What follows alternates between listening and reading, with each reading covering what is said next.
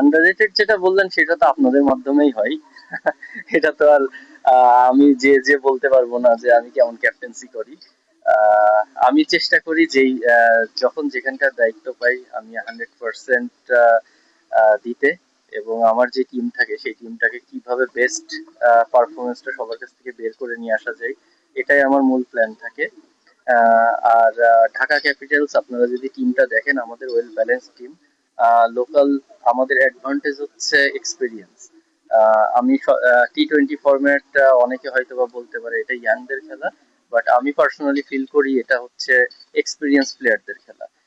Experience মানে এই না যে আপনার বয়স হতে হবে, অনেকগুলা ম্যাচ খেলাটা ইম্পর্টেন্ট, অনেকগুলা ডিফারেন্ট ডিফারেন্ট এনভায়রনমেন্ট ফেস করাটা ইম্পর্টেন্ট। তো আমি ফিল করছি যে এবার আমাদের যে স্কোয়াড আছে, আমার মাঠের কাজটা অনেক সহজ হবে, কারণ সবাই ম্যাচুরড প্লেয়ার, সবাই সবার রোলটা জানে।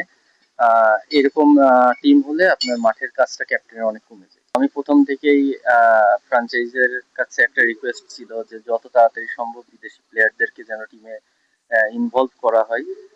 তাহলে টিমের সঙ্গে অ্যাডজাস্টমেন্টের একটা বিষয় আছে, কারণ ওরা ডিফারেন্ট কালচার থেকে আসছে, আমরা ডিফারেন্ট কালচারের।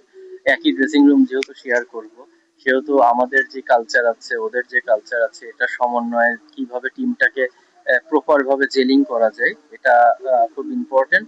আমাদের অলরেডি দেখেছেন যে বিদেশি প্লেয়াররা আসা শুরু করেছে, এবং আমি বিশ্বাস করি দ্রুতই আমাদের ফুল স্কোয়াডটা আমরা পেয়ে যাব, এবং আমরা ফার্স্ট ম্যাচের আগে প্রপার ভাবে রেডি হয়ে নামতে পারবো। আমাদের মূল কাজ হচ্ছে মাঠে ফোকাস করা।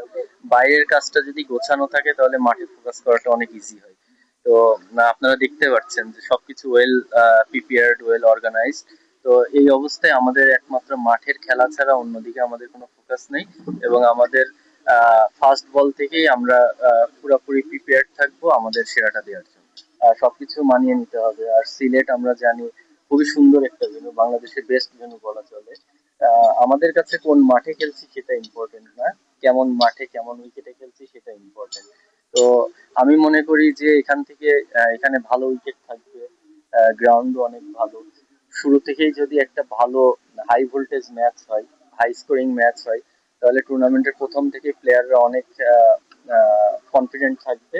এবং আমি অ্যাজ এ প্লেয়ার হিসেবে বিশ্বাস করি যে কোনো প্লেয়ার যদি শুরু ভালো করতে পারে, ওর পুরো টুর্নামেন্টটা ভালো যাবে।